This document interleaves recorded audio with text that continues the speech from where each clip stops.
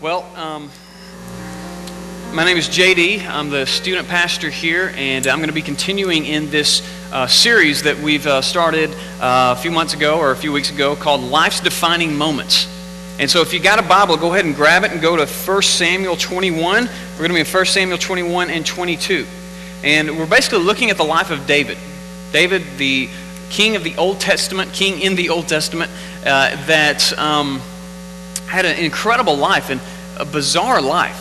All sorts of things happened to this guy named David. And we started looking at his anointing as a young boy, that Samuel came to him and said, "You are going to be king one day. I'm going to anoint you as king. Not yet, but you will be king one day." And we looked at his battle with Goliath, the giant Philistine. We looked at that battle, and we looked how that made him a celebrity, a national hero that started to progress in the ranks and shot up to a commander in the army of Saul. And he did very well as a commander in Saul's army. He won every battle. He had just an incredible mind about strategy and battlefield tactics, and just an amazing mind for that type of stuff. And God blessed him in his battles, and so he became this Israelite hero. I guess Hebrew. He could be Hebrew hero. He was a Hebrew. All right, just made that up. He was a celebrity. He was a celebrity. He was loved by his people. He was not king yet. So you still had Saul, who was king, but you had this really popular guy named David, who they loved David. And they even had this little catchy song that they came up with. I don't know how it went, but the words were, "Saul slayed his thousands, and David is slayed his tens of thousands." I don't know how it went, all right? I don't know what the catchy musical thing of that day was, but there was some kind of little song that went around, and they sang that song all throughout that nation. And this, of course, made a little rift between Saul and David, because David's the king. He can't have songs about how he's only killed thousands of people, and David, who's killed tens of thousands of his enemies. We've got a problem here, and we have a relationship that's starting to be skewed, and this is bad trouble because they're the same country. They're leaders in their own in the land of Judah there, and they're just very difficult for them to exist when there's this kind of internal struggle going on. And so last week we looked at how finally David had to run. David had to flee because Saul tried to kill him first of all. Then it was confirmed through his son Jonathan, through Saul's son Jonathan, that yes, he really is trying to kill David. And Saul, after slinging a spear at David, trying to kill him, slings a spear at his own son to try to kill his own son because they thought they were conspiring together. And so Saul's answer to everything, throw a spear at it, not really working out that well, finally makes David flee. Saul wasn't even a very good shot, was he? He never did hit anything. It was a bad shot. I don't know why that was his answer, but throw a spear at it, that'll fix everything. But Saul turned him into a fugitive. And so this is where we're going to pick up on 1 Samuel 21. David is now a fugitive. He is no longer national celebrity, hero, friend of the king. He has moved from friend of the king to enemy of the state. And you have this weird thing going on where Saul hates David. He wants to kill him. He wants to find this fugitive and kill him. But all Saul's men, the armies of Israel, they were kind of partial to David. They kind of liked his leadership. They thought he was a good commander. He really did well, but Saul's still king, so we got to submit to Saul, and we got to do things the way Saul wants them to do. And I'm not going to stand up and say anything. Are you going to stand up and say anything? I'm not saying anything. You let him stand up and say anything. Nobody would stand up against Saul because he was still king. And so this is where we pick up. David is a fugitive. He is on the run, and he needs two things, which any fugitive does. This is Hollywood borrows the storyline all the time. This is a great storyline. A fugitive from justice. Someone who is falsely accused, out on the run, trying to solve the crime while still evading capture. 7 o'clock, Fox, don't miss it. This is good stuff that we love, this type of drama, and this gets good.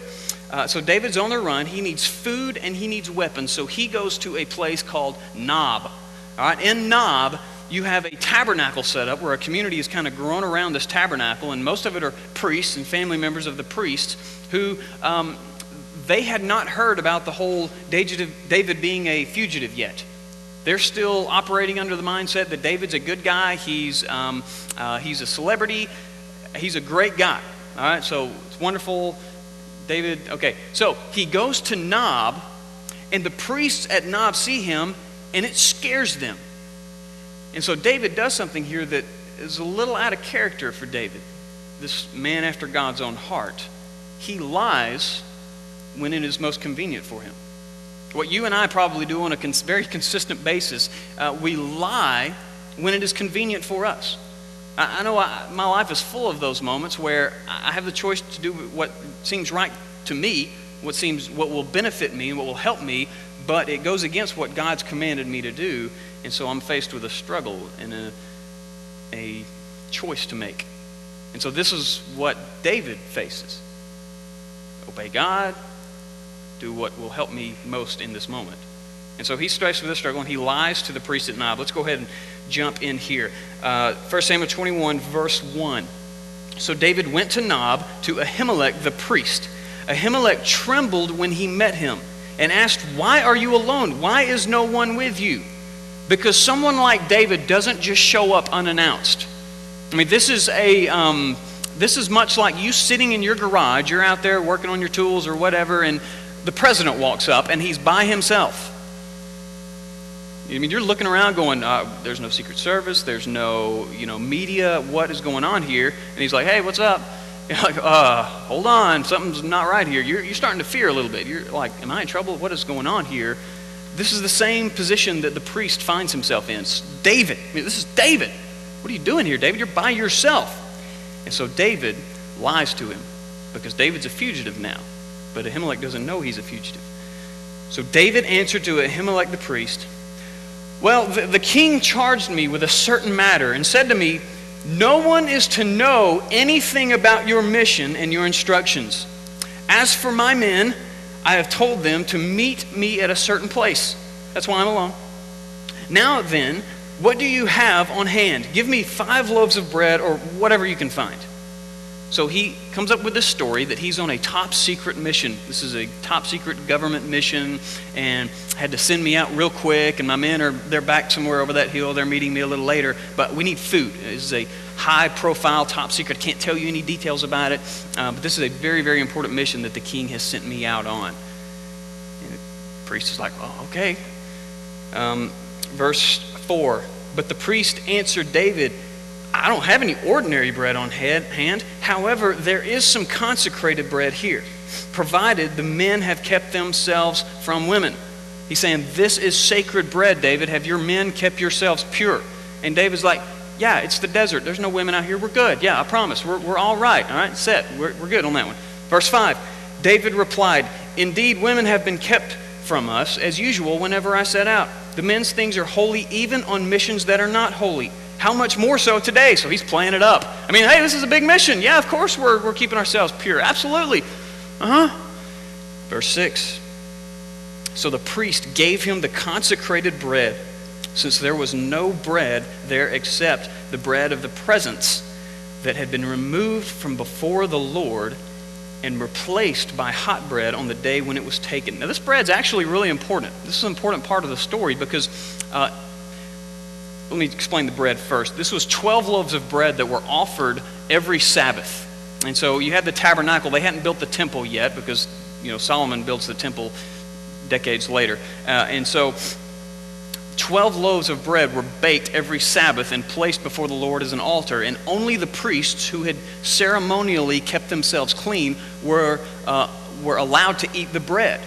And so the priest is saying, okay, I now have a choice. I can disobey God by giving you this bread, or I can help out, this person who is in need.